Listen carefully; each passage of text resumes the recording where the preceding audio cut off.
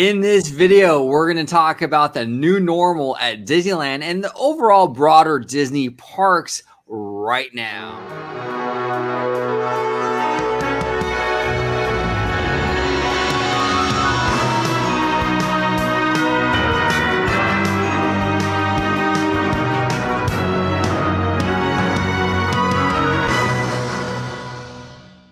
Hey everybody, welcome to another episode of Orange Grove 55. I brought along two of my collaborators and great friends with me today to talk about the new normal that is at the Disneyland Resort and really the broader Disney parks. I got Mr. Disney Family Man 23 down below, and I got Mr. Freshly Squeezed to my, I guess if you're watching this, it's to my right. So I got my great friends with me today. We're gonna talk about this new normal at the Disney parks, and let's dive into it. But before we do that, Mr. Family Man, if you can kind of let everyone at home know where they can find you on social media and what have you, sir. Absolutely. You can find me on my YouTube channel, Disney Family Man 23, and now also premiering on Orange Grove 55's channel, my own segment of Citrus Corner. So definitely check that out. More videos on the way. And you could also find me on Twitter at Disney George and on Instagram and Facebook of George Falcione. Yeah, absolutely. Gotta get him in. You let him in. Yeah, absolutely. And George does have a new show here on Orange Grove 55. You can check out the playlist. If you go to my channel, there's a playlist. It's Citrus Corner. That's George's world. It's all Walt Disney World and the cruise lines. It's fantastic. It's absolutely fantastic. Dre, if you can let everybody at home know where they can find you on social media, sir. You got it. Well, the best place to interact with me is at FashGuts on Twitter. That's right here, right there, just like it's spelled. And the best place to see me is on your channel, Orange Grove 55, at Freshly Squeezed, your source for juicy news and info, squeezed fresh right from the Grove. So that's the best place you can see me and find me. Perfect. And also, same goes for Mr. Freshly Squeezed. If you go to my channel, there is a playlist, Freshly Squeezed. Check out Mr. Freshly Squeezed. He does phenomenal content. Check him out as well. He is a huge friend of the channel, as well as Mr. Family Man 23. So check both of these gentlemen out. So let's talk about this new normal that has sort of come to Disneyland Resort and Disney parks in general. And really, look, if you're a Disney fan and you've been to Disneyland, in the last, I don't know, since it reopened at the end of April, there's a difference. Yeah. There's definitely a difference in how you kind of experience these parks now. It's not the same as it was pre-Pandy. Things are different. George, you are a East Coast guy. Your home park is more Orlando, Florida, Walt Disney World, but you were recently out here, and I had the honor of meeting you in person here at Disneyland Resort just a few weeks ago. But so you've experienced both coasts and how, this new normal is.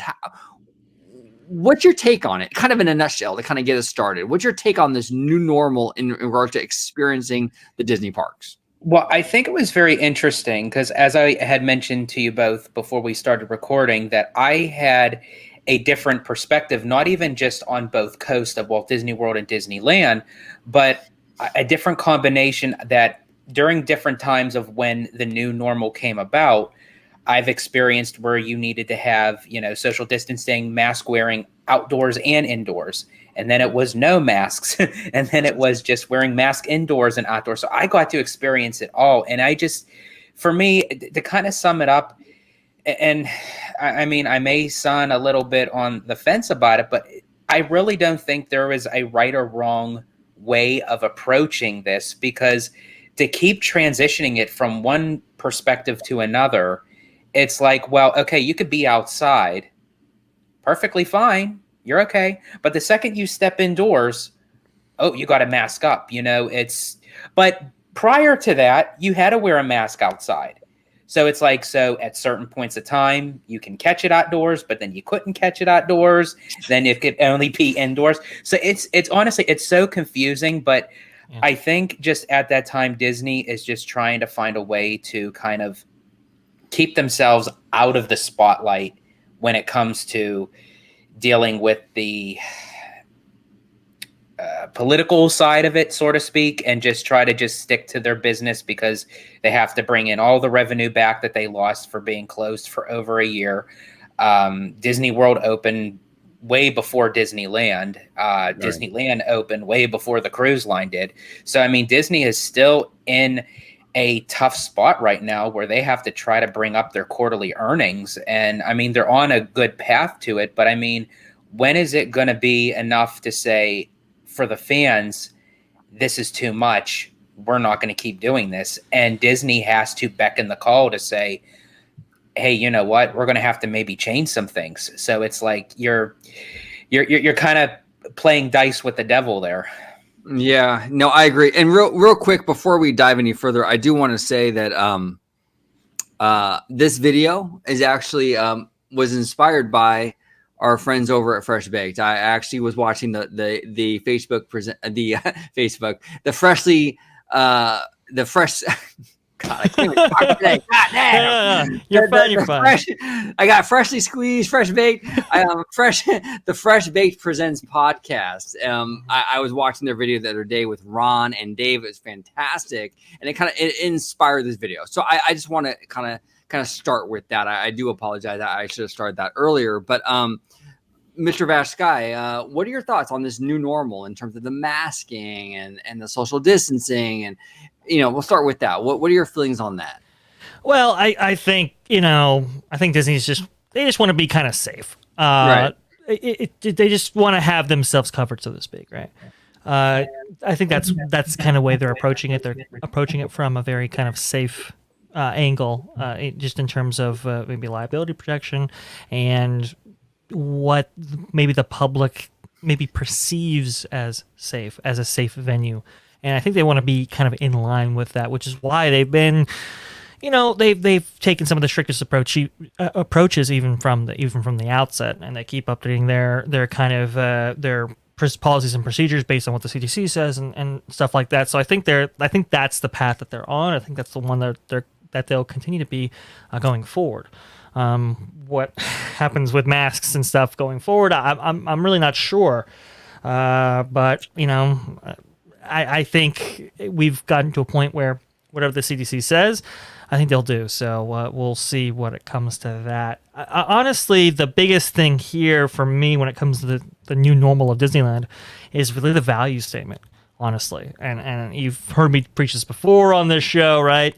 It's really about they're charging, roughly the same as what they charged before, maybe in 2019, and yet the value of that ticket has gone down tremendously in terms of the entertainment, in terms of the amount of things open and operating and functioning.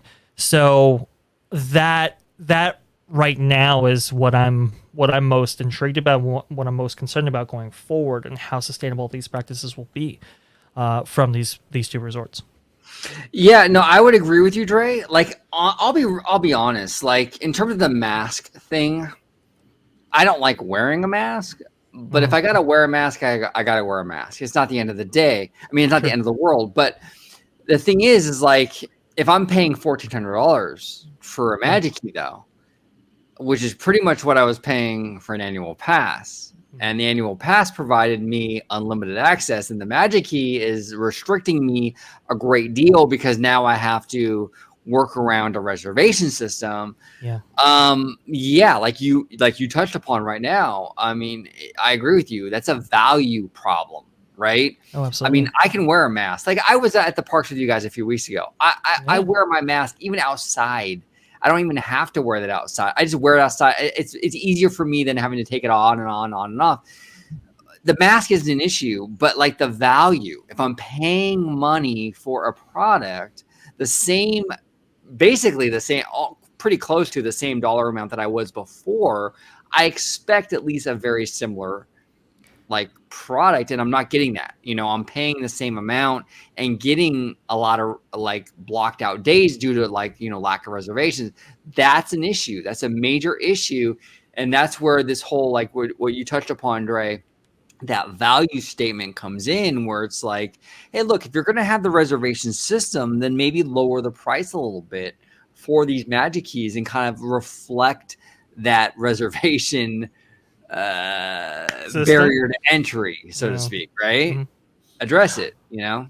Well, and something that we predicted on the show, right? When the magic keys were first introduced, it's like, guys, this reservation system might cut into that valuation, right?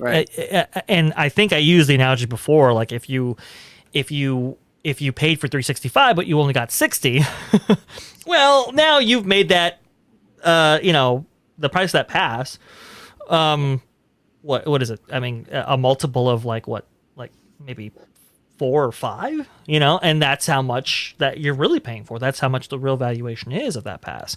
So, yeah, I mean, it's definitely a wake up call for magic key holders, especially right now. But George, what do you say about all this? Well, and then also, if you also look at the perspective that you have two different sides of Disney fans, where you have the ones where they don't care what the change is, they don't care what the new normal is, they're just glad to be back in the parks. For having the parks closed for over a year, and I think we all kind of took it for granted that Disney was always going to be there. Nothing can touch it. Nothing can take it away. And then, boom, March of 2020 hit, and it's like the realism came into play, and it just, I think now it's just to a point that Disney can kind of use that to their benefit, because they have their guests kind of grasp in the palm of their hands to say, you know what, we can do whatever we feel like it, but guests will still comply to it because they want it back. They crave to be in these parks. But then you also have the other people that are saying, as we were talking about, that are putting out a fortune for maybe one trip of their lifetime, and they're not getting the full aspects of what they expected Disney to be, because we all say, Disney is its own magical realm, its own kingdom. Nothing in the outside world ever touched it. Well, this is the first time ever in history that I think that Disney and the outside world kind of merged together, where it's like you kind of are still bringing in your troubles once you pass those gates into Walt's world, and that's not what he wanted. That was the complete total opposite of what Walt wanted. And I think it's just coming down to a point where you're paying all this money for people who have young kids, no character interactions as far as like meet and greet, taking up close picture, being able to hug Mickey or Minnie, getting an autograph. The entertainment is slowly but surely trying to come back, but I mean, it's not up to the full par of what it is, but yet prices keep continuing going up. So it's like you have these guests that are just so desperate to get back into the parks, they don't care. They'll fork out the arm and a leg to do so. But then you also have the other fans that are like, this isn't what I remembered. This isn't what Disney represents. Should I waver to say, should I even attempt to even go back? Yeah, and really, this is a delicate kind of like tightrope situation for Disney, because, look, I agree.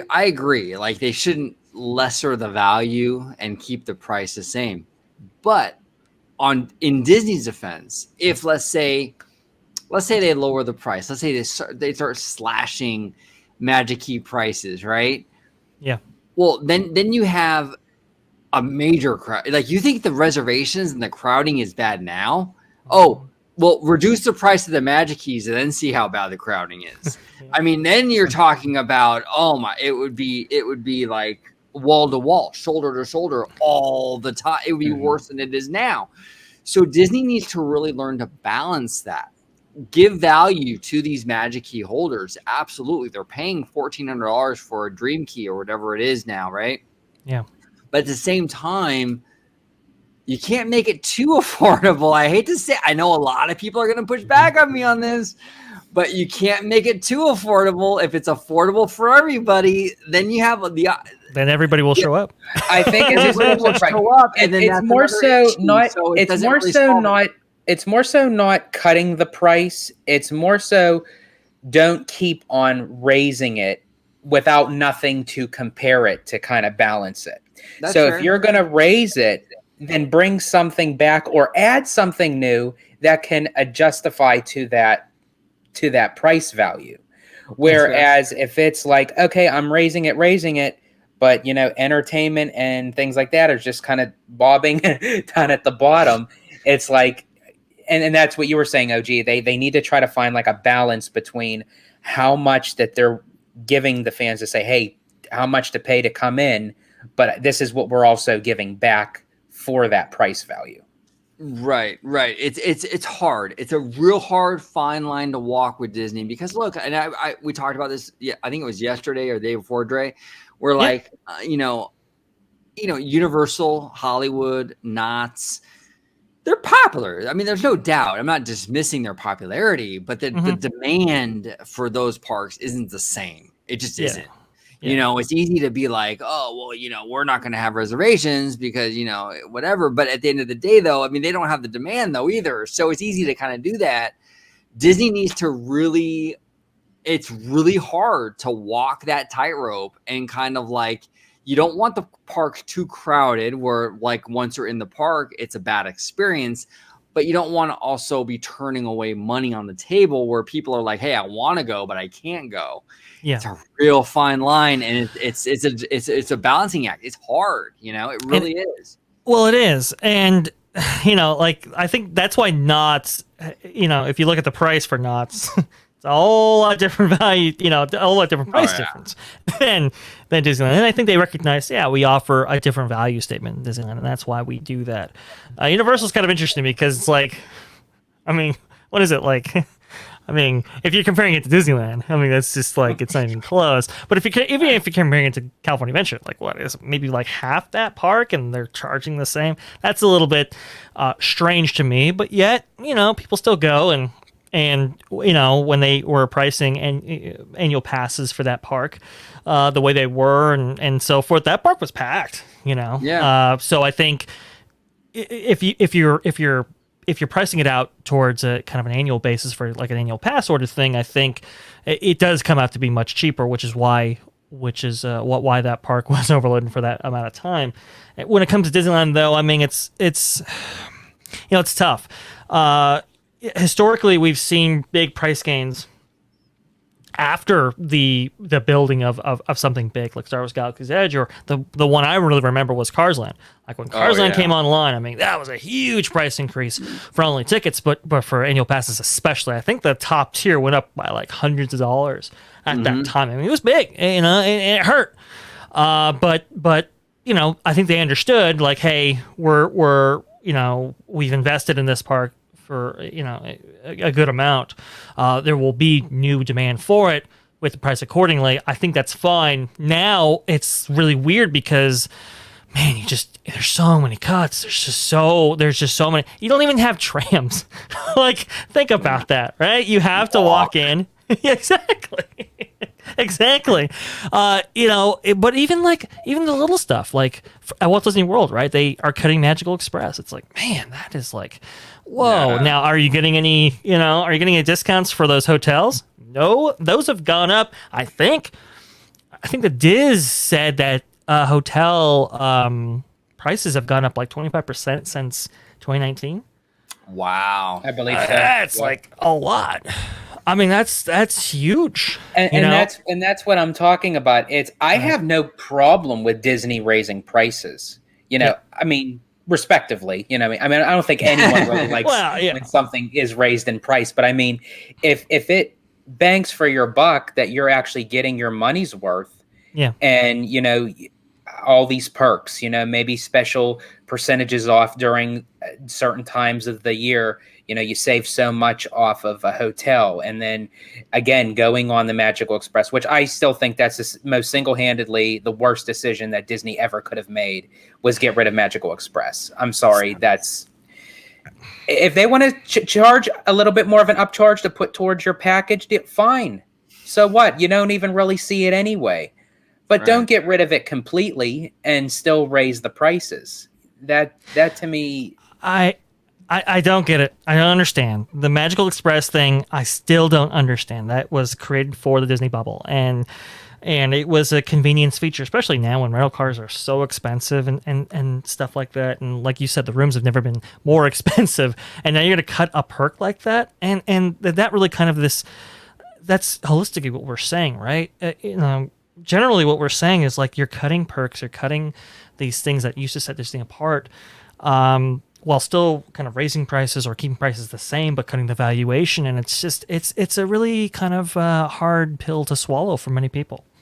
Well, and Dre, it's interesting to me too, like at a time when in Orlando, in California, it's totally different. It's a totally different animal in California. But in Orlando, right now, there's never been a more dire time for Disney to keep people in that Disney bubble than it is now. Yeah. Universal is building more parks. They're building a Epic Universe. They're building more hotel, like resorts or whatever. Mm-hmm. Yeah.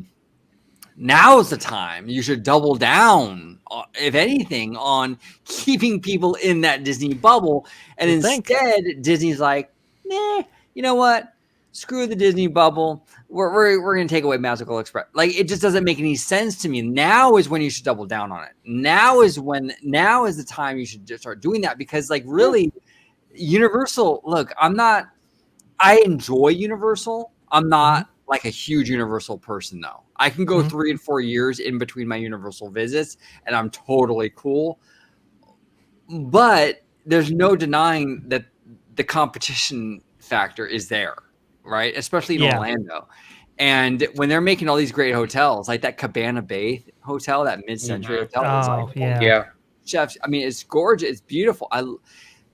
You have to keep people in that Disney bubble, and now you're taking the incentives away. Why would you do that? It makes no sense. Well, that's even like you look at the price for Cabana Bay. I mean, that's one of the most single-handedly most popular hotel on Universal Orlando property. Why? It's the most affordable, or one of the most affordable. And then you take one of the All-Star Resort hotels, or Pop Century, or even Art of Animation. They're still quote unquote titled as value resorts. I don't know how really you could. Yeah, I don't know how really they can even consider that as value, because now they're more in the tier of moderate. Well, and I gotta say, I was recently back in August. I went like on a family trip to Las Vegas, and we stayed at the Encore. Okay. And the Wynn, or whatever you want to call it. The Wynn. Right? Beautiful. The Wynn. But like in Vegas, you kind of hotel hop and you kind of check everything out. I gotta say, I mean, I look, full disclosure, I haven't been to Walt Disney World, but I mean, compared to the Disneyland Resort, these Vegas hotels, you walk in and it's wow. Nice. It's gorgeous. A lot of these hotels are like so incredible, right? Yeah. And then you go to like Paradise Pier Hotel or something. It's like, that is one big pile of shit. Yeah, exactly. Pretty much, And it's like, I'm like, okay, like they have to step their game up, and Absolutely. Even Universal, like you're seeing, like, look, I'll be real with you as a huge Disney person. If you were to tell me, where do you want to stay? Cabana Bay or Art of Animation? I'm like, I don't want to be in a hotel with a bunch of huge cartoon statues around. That doesn't, for me, I don't care about that. Like the mid-century thing with Cabana Bay and everything is so much better. It was way more attractive in my opinion. I'd much rather stay at Cabana Bay than something like Art of Animation. I'm just being completely honest with you. Well, Disney needs to step up their hotel game big time. Big time. The other big part about that is, though, it's just up I-4 or whatever, right? I mean, it's not that far away. You're talking about maybe 20-minute drive if you have a rental car. And look, Cabana Bay, I mean, you can stay there, and from what I understand, from what I think the prices are, you can stay in like an equivalent of a suite for like what, $180 or something like that. I mean, it's just the value. It's just like, oh my gosh, if you were to try to do that even at a value resort on Disney property, I mean, you'd be paying legitimately like maybe 2 or 3 times that. I mean, in some cases. And it's just like, there's just no comparison. Why should I stay at Walt Disney World property, especially if you're not going to give me the perks for staying there? I mean, I'm just going to, this is... When you gotta go, you gotta go. You gotta go, you gotta go. So that's what you're going to do. You're going to go to Universal and you're going to stay on their property, and they're going to get first bite of the apple when it comes to the money and your spending. And, hey, we'll go to Walt Disney World a couple days down the line here. That's what they're going to do. Right. And this is the thing. As a Disney person, I want you to kick ass. That's why I'm telling you this. I want you to kick ass.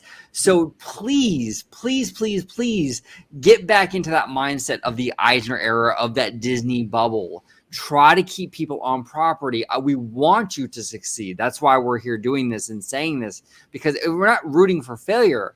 We're trying to pick you up and try to say, hey, look, you need a change. Otherwise, it's going to be bad news. So, George, you're a Florida guy. Have you been to Universal Orlando yet or not? Not yet. Not yet. But this coming summer, I will. So I'm actually going to be staying at Cabana Bay.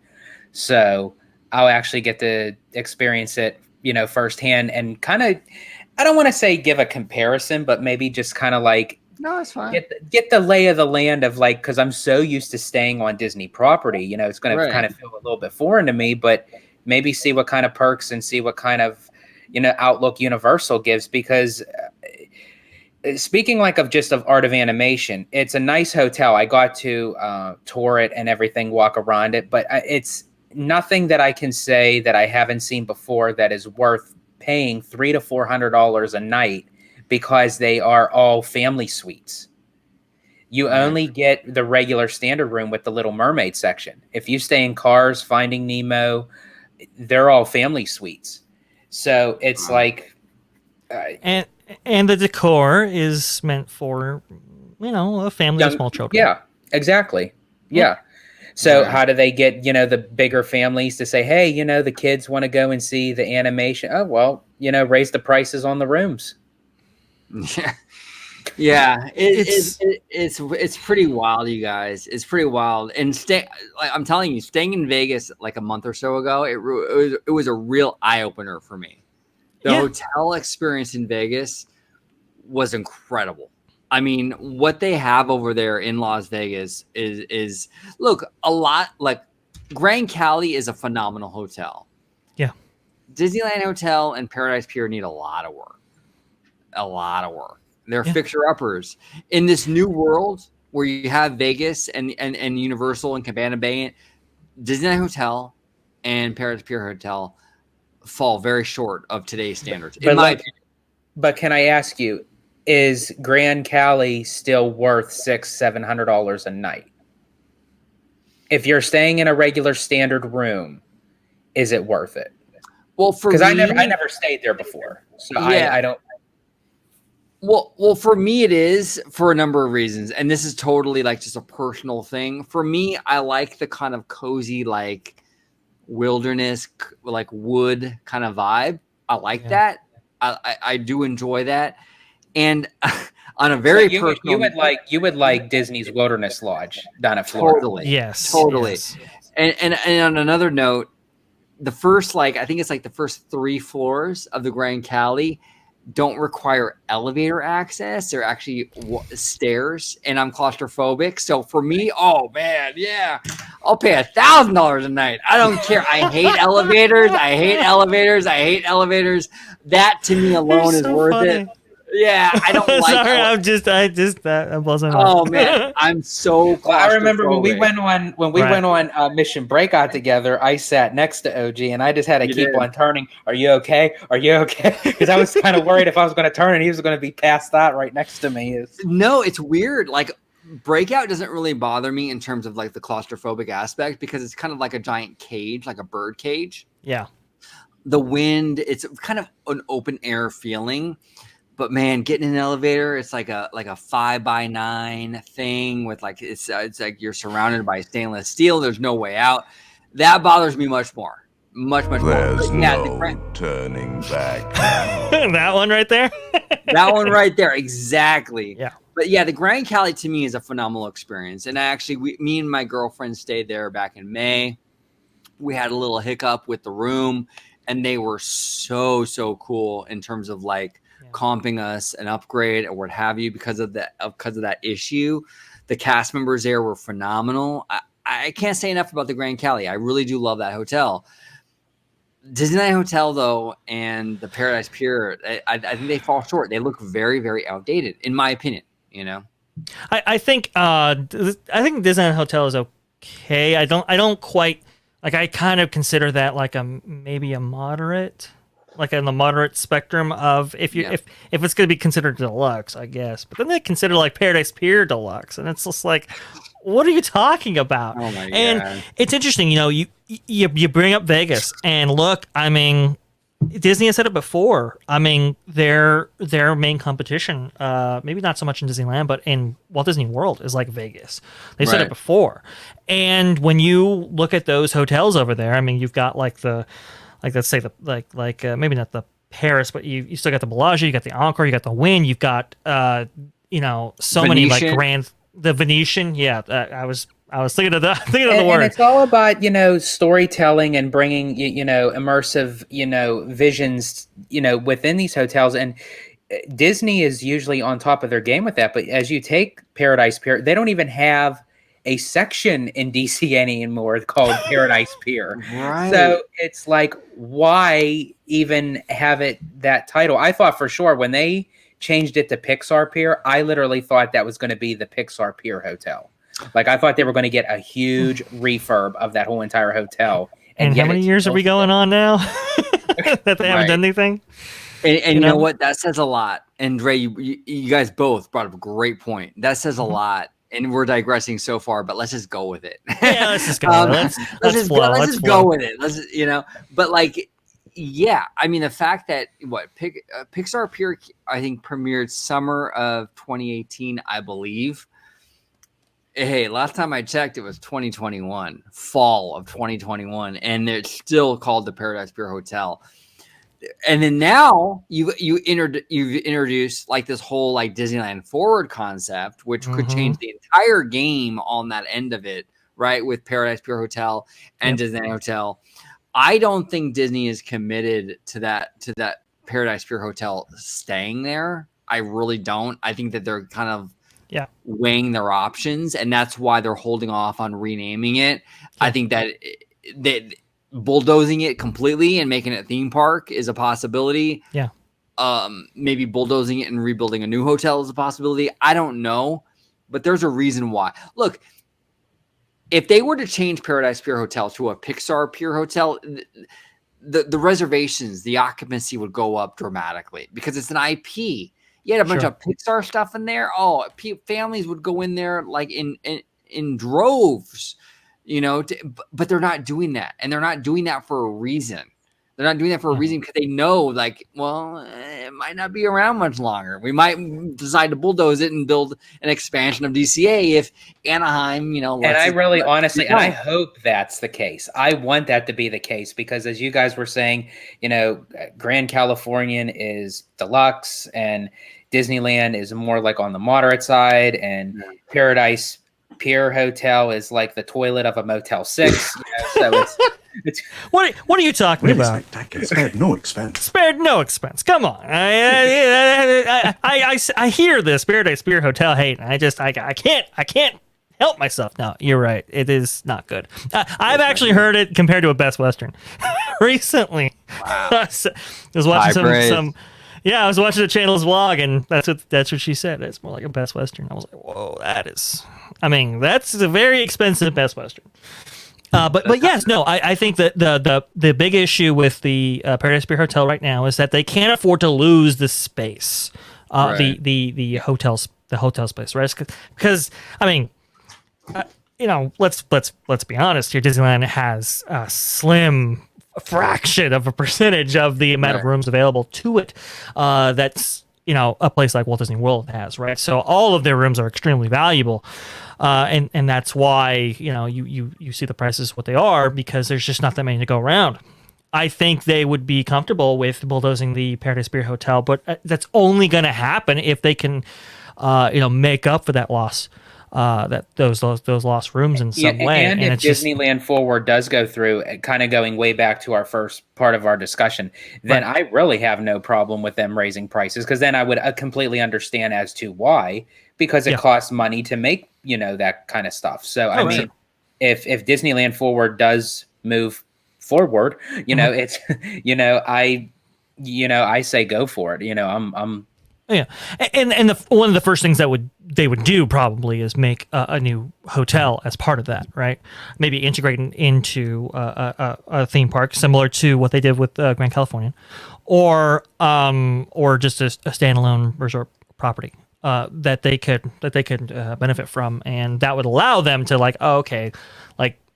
if we're going to raise Paradise Pier Hotel, then let's do it now, when this new resort is erected. Or maybe, hey, if you're going to think about a big redo of the Disneyland Hotel, maybe you can do that as well.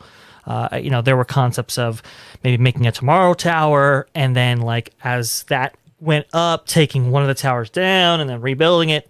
There's a lot of concepts. It's this big old chessboard that they could do a lot with, but it's just and I think that gets us back to our original conversation, in that this is a very transitionary period for the Disneyland Resort, just in general, right? I mean, we're transitioning to being open again, getting entertainment back, getting cast levels back up, and with Disneyland Forward Forward kind of being in the pipeline when it comes to city and approvals and so forth. What are we going to do about that? So I think that explains a lot of why we're seeing Disneyland Resort in the state that it is right now. Yeah, I would. I mean, and again, I'm digressing a lot here, but sure.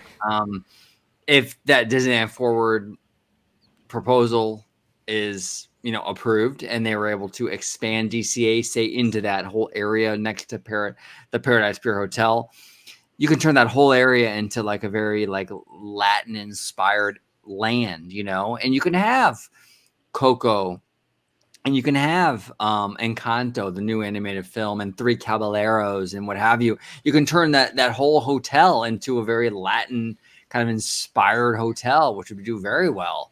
It also keeps very true to the California theme. Yeah.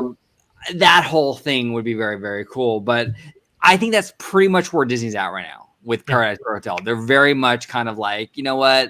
Let's wait. Let's see what Anaheim says. We might bulldoze it if we can. If not, we might retheme it. Who knows? But look, 3 years.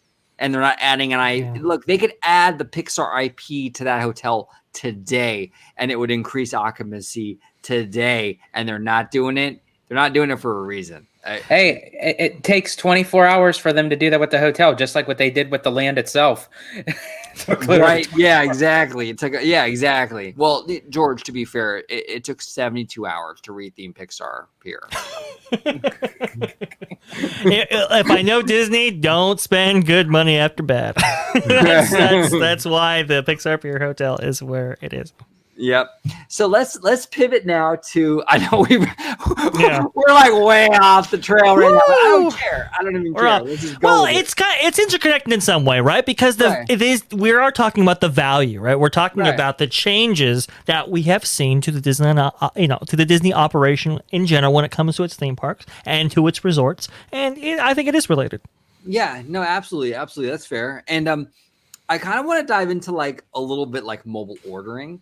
Yeah, because we've all we were at the park together a few weeks ago. Yeah, and you guys were there a lot longer than I was.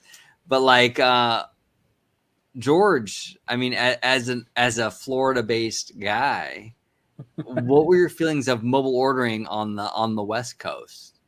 It was sort of kind of out of my element because I have my strategic moves of how I go through the parks in Florida. So I went up to Hungry Bear, and I thought, I thought I'd get something. Well, that was your problem right there, dude. You went right up to Hungry Bear. Yeah. And I thought, I'll just, I'll maybe do a mobile order or, something. And it was literally, I think I was there. It was at 3:30. the pickup for it was $4.45. Okay. And I thought, but I'm hungry now. You were a hungry bear. You were a hungry bear. I was a hungry bear. So it was like one of those things where it kind of caught me off guard, where when I'm at Walt Disney World, I kind of set like a certain time, like when I get to the park at this time, this is when we already have our reservations, because we do a lot of sit downs at Walt Disney World. So we kind of already have our times blocked out for eating.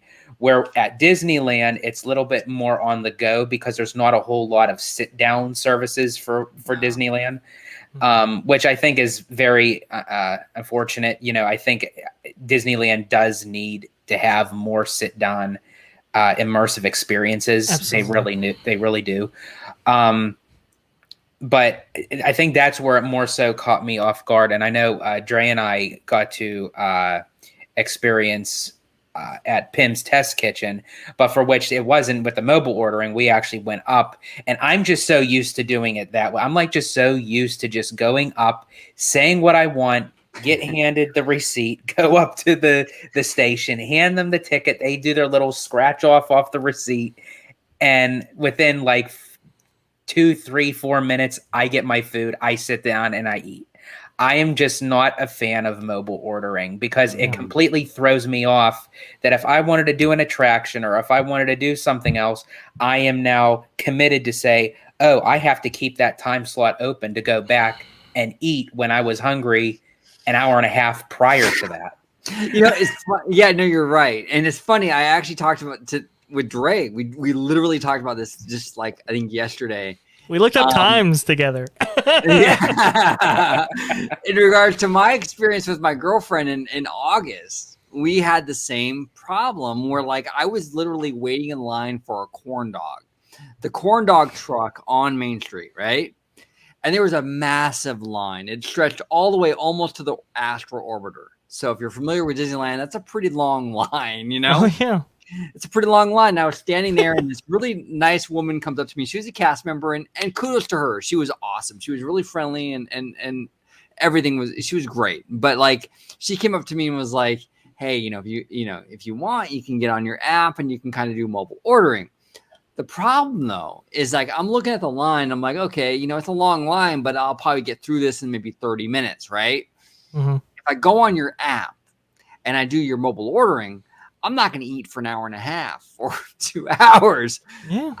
I kind of would rather just wait in line and just freaking eat like sooner, I mean, I get it. Like the waiting in line thing isn't fun, but I'm eating quicker waiting in line. Yeah. And that's the big problem with mobile ordering is like, you're okay. And I think that's Disney's way of like where they're not seeing it. All they're seeing is they're trying to eliminate the lines. They're trying to eliminate the crowds that are building up around the central hub or these certain hot spots, if you will, where there's a lot of congestion, where when you time crunch, as you were saying, OG, that if you literally break down the time, it's like, well, I could be eating 45 minutes prior to what the time that is saying on the app is telling me to eat.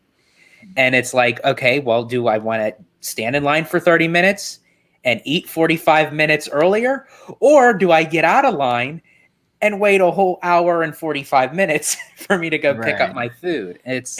And you've essentially replaced a 30-minute physical line with an hour and a half or whatever virtual line. I mean, it's like, come on. And when you hear about Chapek talk about it, it's like, oh well, our guests are more satisfied than ever. We've seen an increase in food, orders and so forth with this mobile order service. It's like, yes, but the service is absolutely terrible. What concerns me and kind of sticking not just with mobile ordering, but just like with all these like virtual queues, like it's started even with the attractions, like with Rise of the Resistance and Web Slingers. And I know that they're testing the grounds for the standby lines now that the Genie Plus app is coming soon.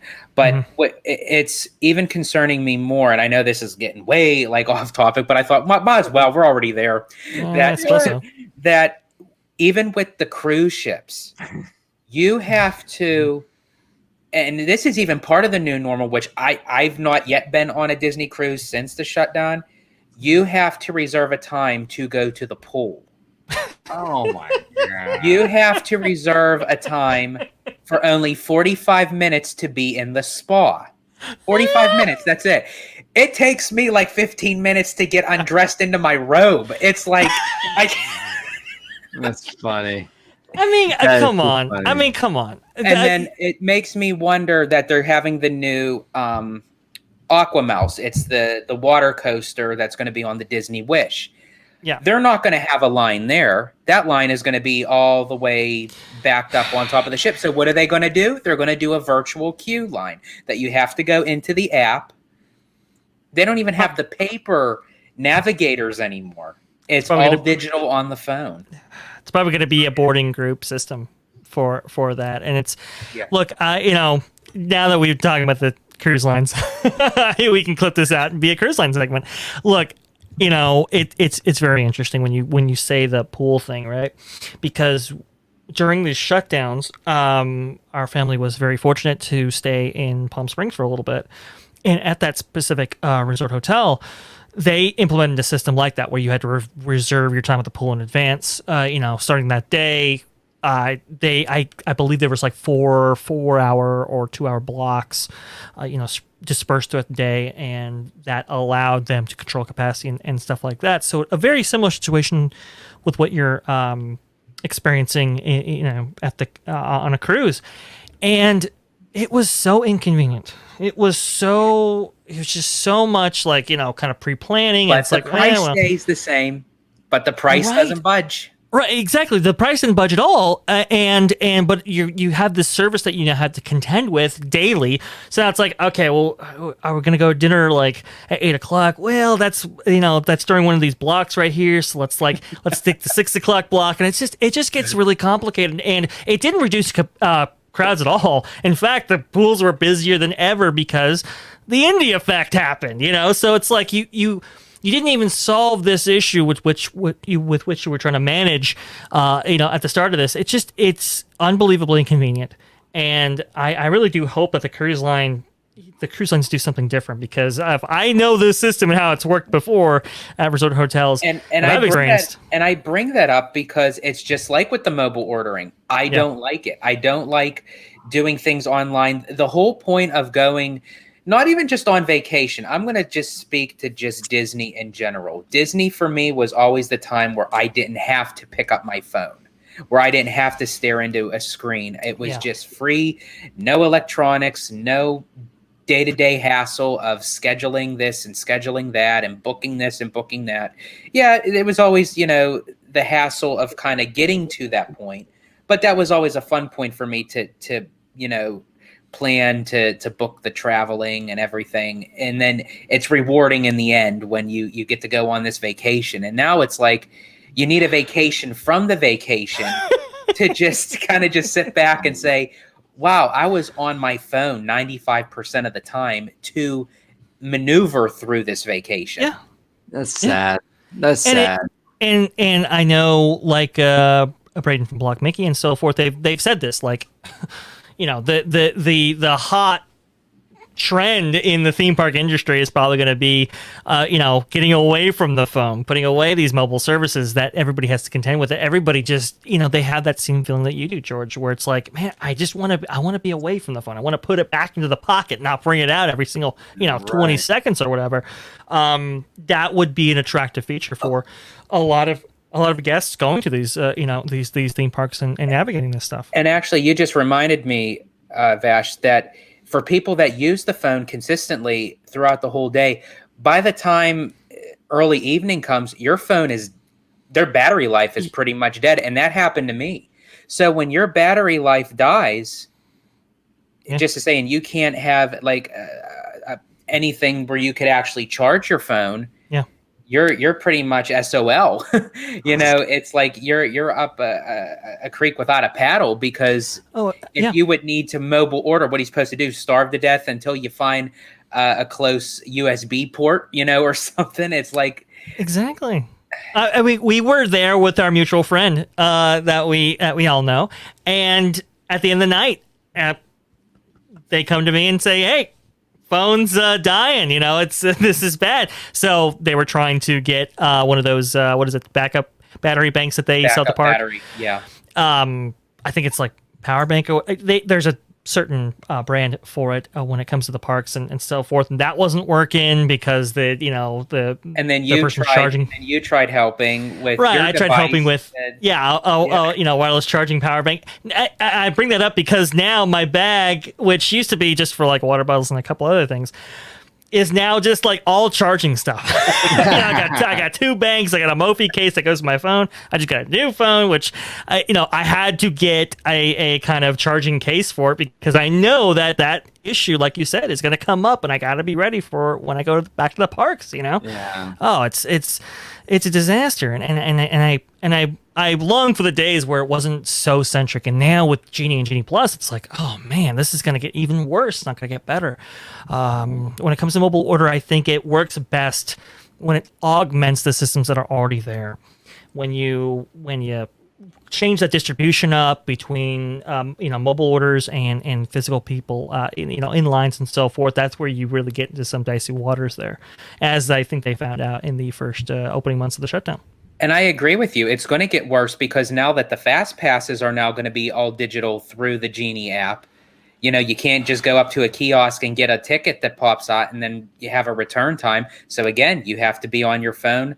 And for each time that you spend, and if people are going to spend $15 per person per day, they're going to utilize it. So they're going to constantly be on their phones to get a next fast pass up and running by the time that does, go through half your day, your battery life is at 50%.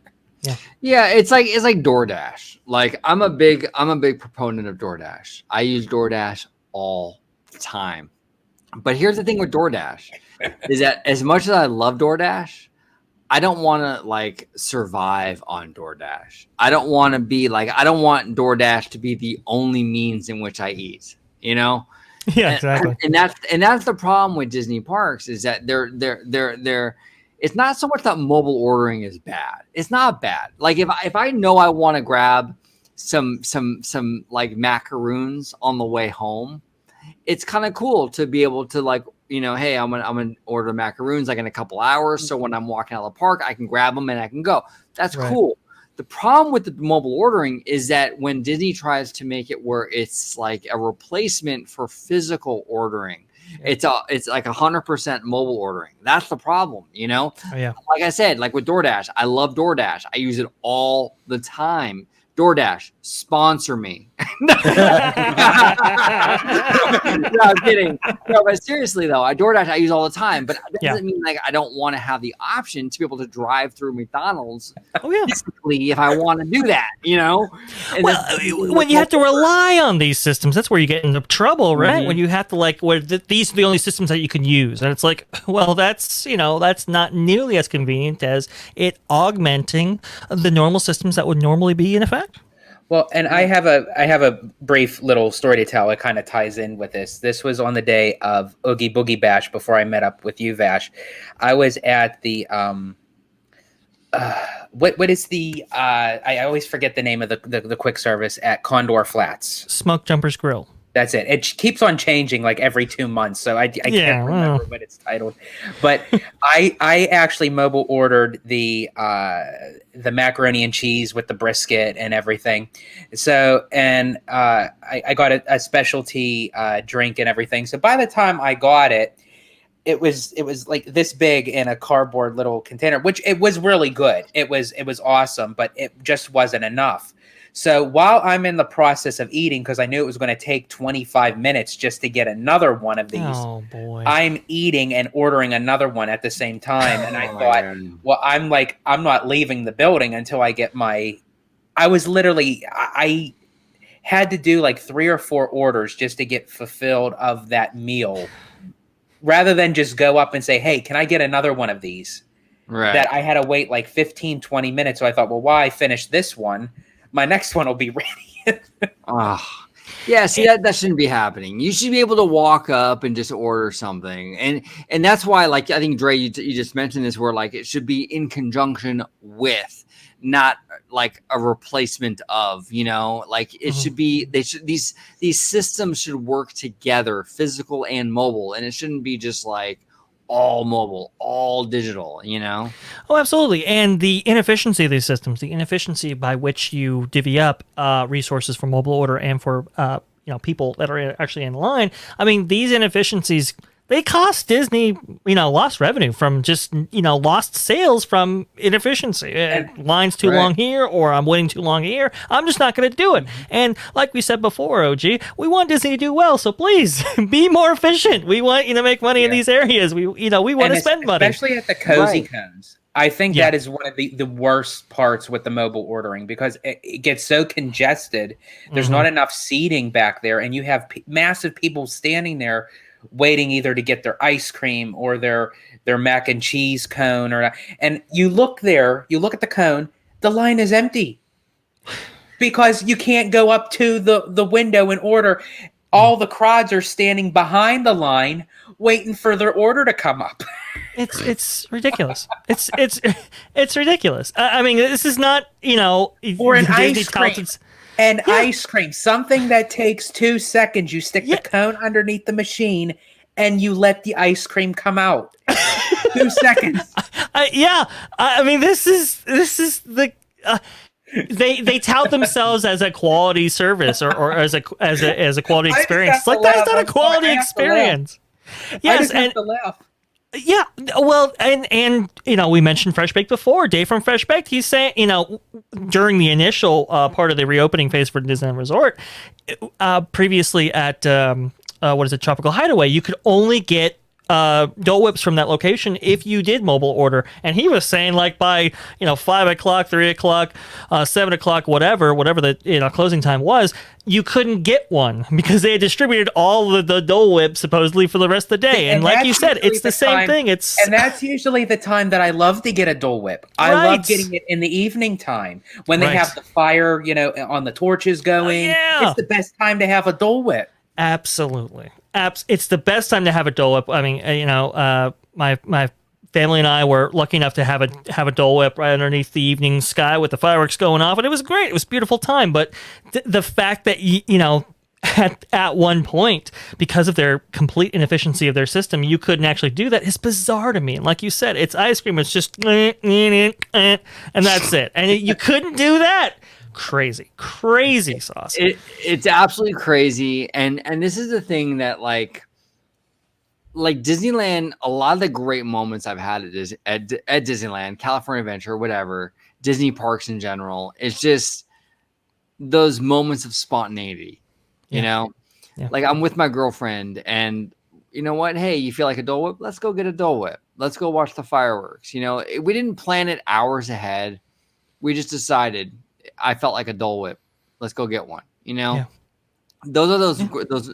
It sounds cliche, but those are those magical moments. A lot of the best parts of Disney parks. A lot of times are from those spontaneous, like these spontaneous moments. Yeah, like these moments where like you're just like on a whim deciding like I'm gonna go do this, and you do it. Yeah.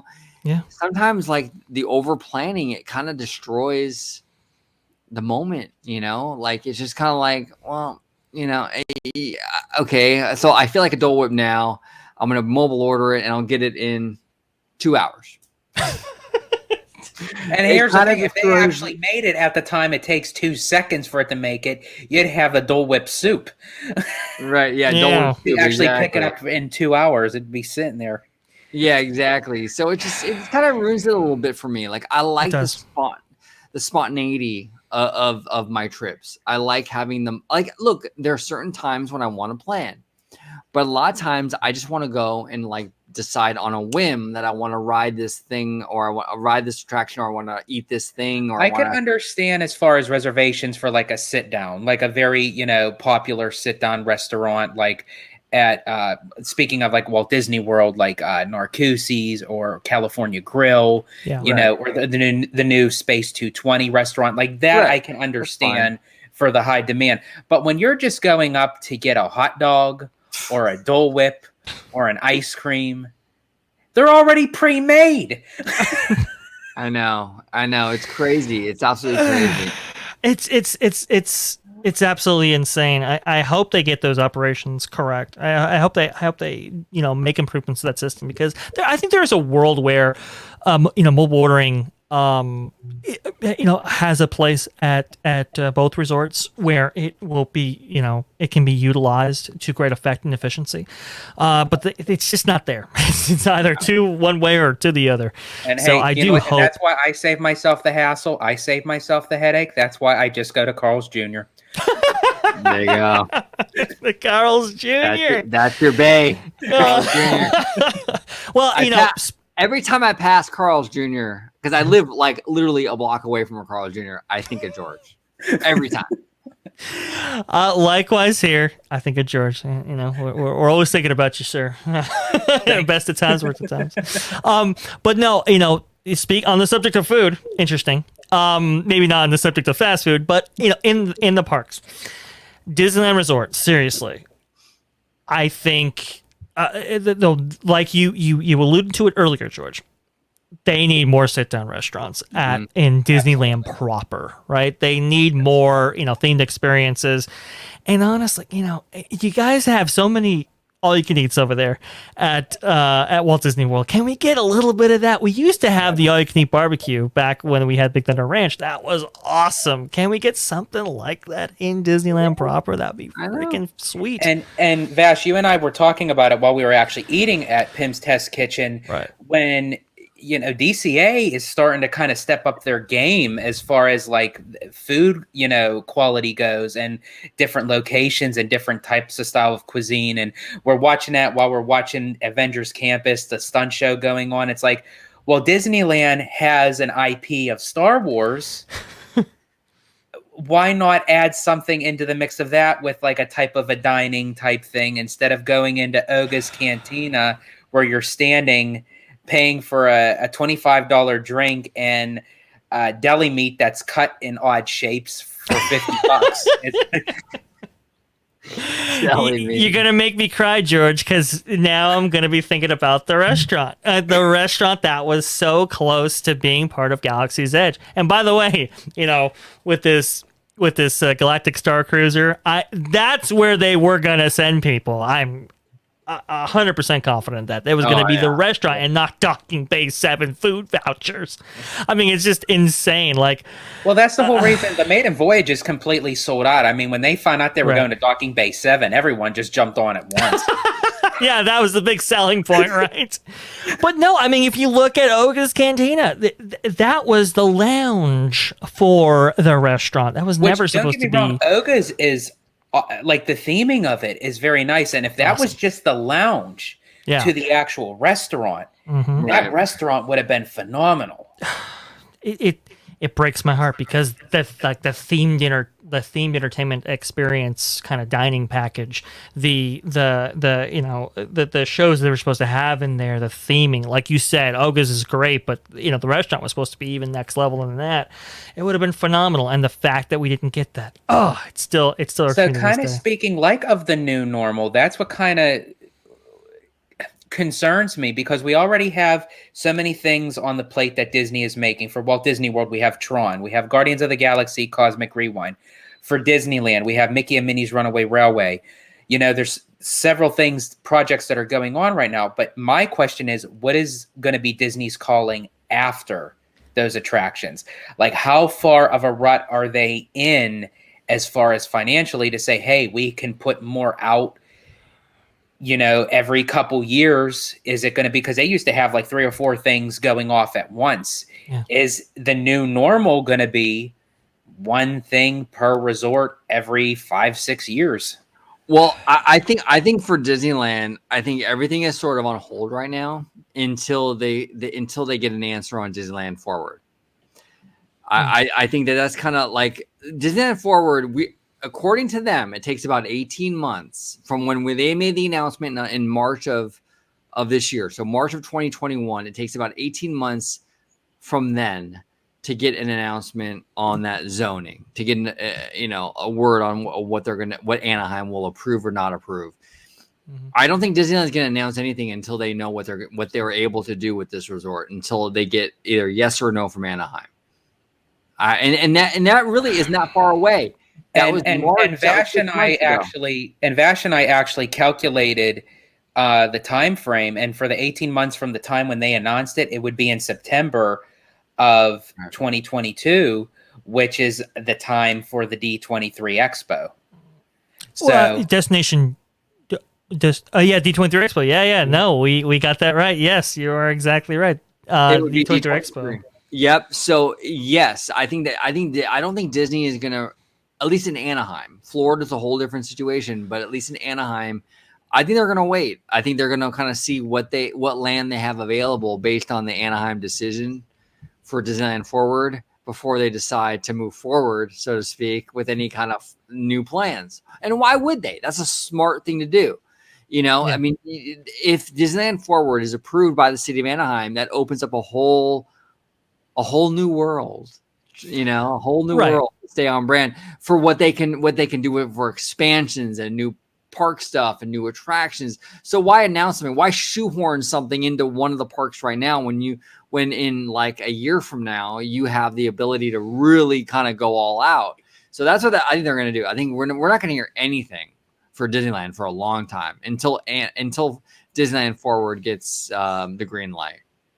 I mean, what I've been hearing about, like WDI in general, right? I think we said this pretty early on in terms of the shutdown, that investment, capital expenditures when it comes to WDI and Imagineering and so forth, that's going to be on hold for the next 3 to 4 years. I think that timeline is still consistent, right? But more importantly, because the shutdowns went on for so long, it's now about, like we need to invest in some other places other than the parks. And I think a lot of money is being funneled into the studio, into Disney Plus, and to some of these other divisions that really need shoring up for the foreseeable future. And the Disney parks are going to be a little bit on the back burner. That's not to say that we won't get investments down the line. It's just right now there's just so many moving parts in the company. Especially like with the main headquarters of WDI, moving from Flower Street to Lake Nona, and a lot of the Imagineers have been there for 15 plus years. Yeah. Their hands are tied, and a lot of them are,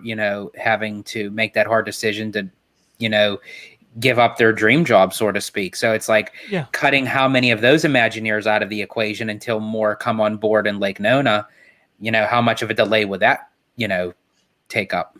Yeah, and really, like, I think, and a lot of my park people watching this are not going to like what I'm going to say right now, but it's just the truth of the matter. Disney has enough stuff in the pipeline right now, like with Mickey Minnie's Runaway Railway coming to Disneyland. You have a lot of stuff in the pipeline for Florida. You have 18 months of the 50th. You have Tron, Guardians of the Galaxy, Cosmic Rewind. There's enough in the parks pipeline in both resorts to kind of keep the parks chugging along for a while.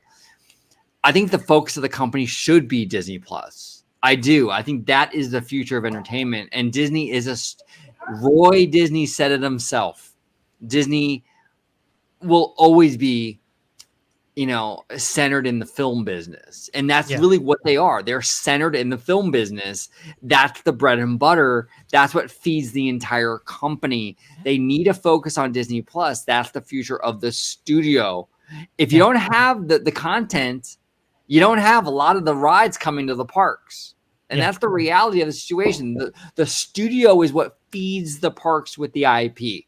Yeah. I agree with you with that. I really do, because during the time of the shutdown, if Disney Plus was not up and running during the time of the shutdown, the Disney company would have been in deep doo-doo. Oh, yeah. Because that at least brought in some revenue to keep their heads afloat until they could decide to say when the parks could be reopened.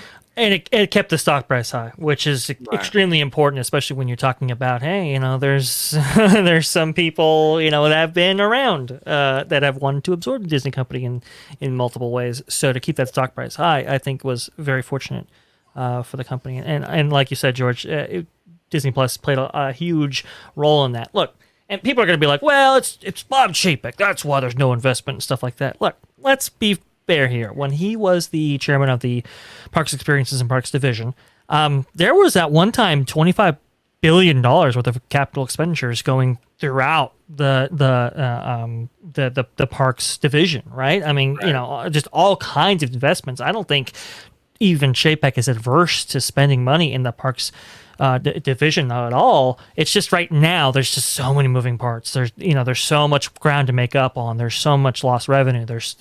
You really have to spend it wisely, and I think that's where we're at. Well, and Dre, you bring up a fantastic point. This narrative out there that, Bob Chapek, bad, he's super cheap. He won't invest in anything. Yeah. Really? Because Disney's most expensive hotel experience, the Galactic Star Cruiser, is Bob Chapek's baby. Yeah. I mean, that thing is not a cheap endeavor at all. It doesn't look cheap.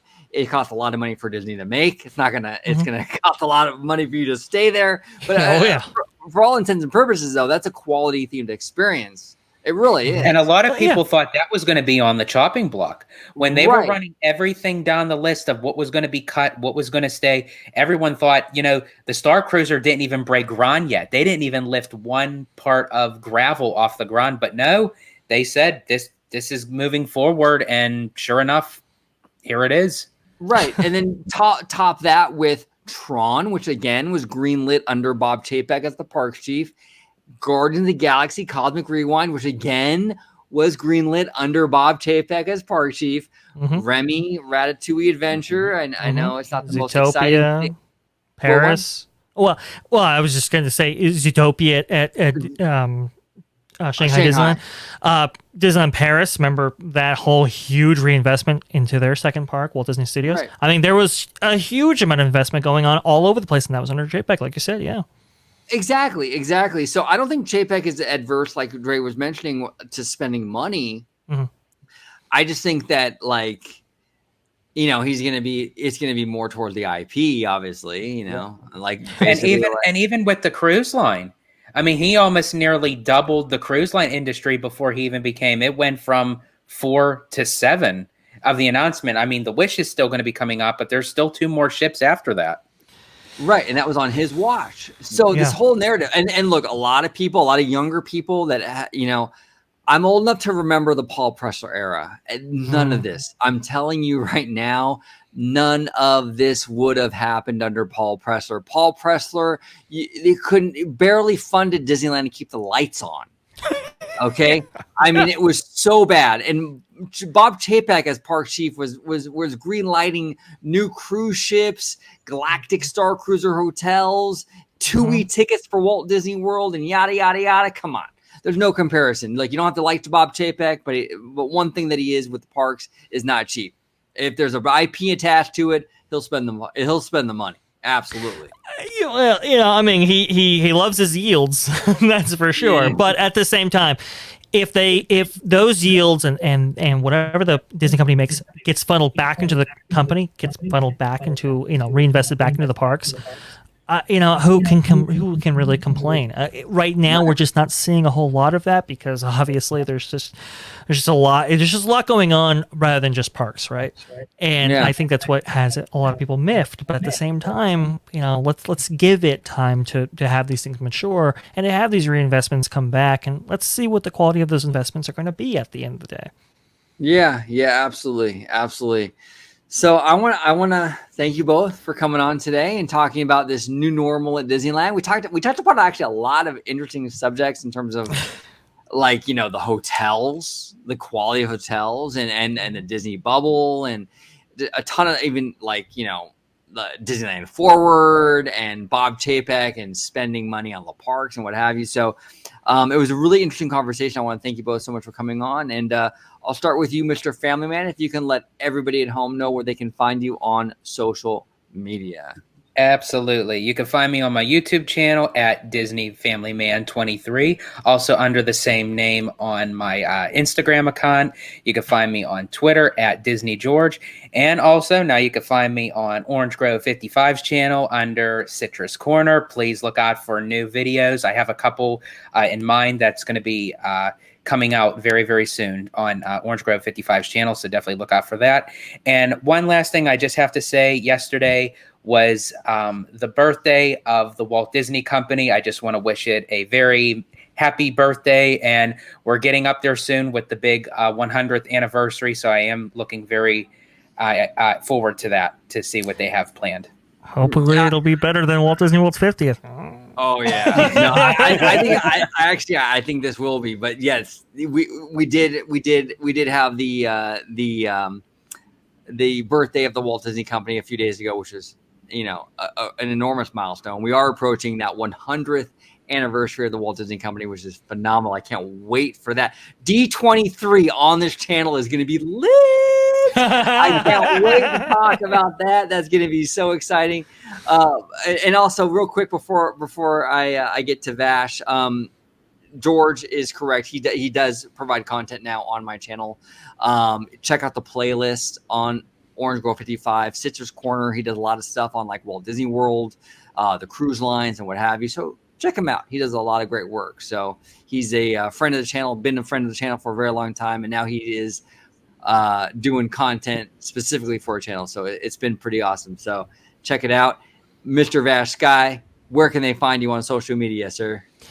Best place to interact with me is at VashGuy on Twitter. That's right there, just like it's spelled right there. And the best place to see me is on your channel at Orange Grove 55, Freshly Squeezed, your source for juice, news, and info, squeezed fresh right from the Grove. That's where you can find me. Yes, and same thing I said about George. I have a playlist just for Freshly Squeezed. Check him out. He's got a lot of videos, more to come. Dre does a lot of great stuff. He provides a lot of insight, a lot of analysis, and it's phenomenal work. And I appreciate him and George for all their contributions to the channel. I really, really do. Thank you both. Check them out, support them, and thank you all for watching another episode of Orange Grove 55. Comment below. What do you think about like Chapek investing in the parks? What do you think about this new normal? For the parks, the hotels, everything, reservations, mobile ordering, everything we've discussed today. Love to hear from you guys. Comment down below. And I'm sorry, I just have to say just one last thing. So sorry. And honestly, and I could even just speak for myself that this is Orange Grove 55's baby. This is his channel. So honestly, Vash and I wouldn't be here if it wasn't for him. So please definitely give this guy a subscribe. He definitely deserves it.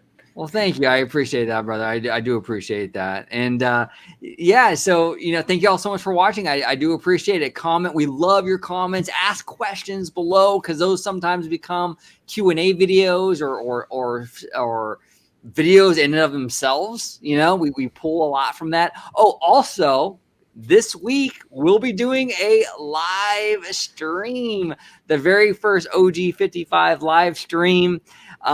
Coming up later this week. So that's gonna be very, very fun. And you can submit your questions via super chat. And we're gonna do a whole segment on just answering your questions. We're gonna talk about a bunch of stuff that day. It's gonna be a lot of fun. These two gentlemen will be joining me. So check that out. I will be sending notification via YouTube's. So you'll be getting that in like a day or so before the actual event. So look out for that. Thank you all so much for watching. As always, have a wonderful day. Bye-bye, guys.